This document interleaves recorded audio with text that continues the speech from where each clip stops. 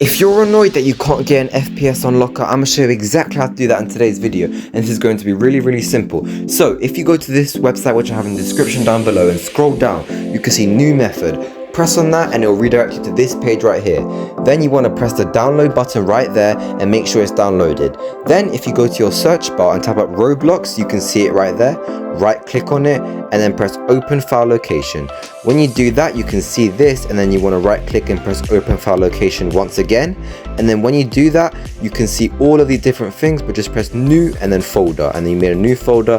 Then you can just call it client or something like that, and as you can see, it's empty for now. But what you're going to want to do is press window explorer, and then when you do this, you'll have two file tabs right here. Then go to downloads, as we're going to want to use the thing we just downloaded, and then make sure you have the folder in another tab right there. As you can see, just drag it into the client tab, and then when you double click on client, it's right there.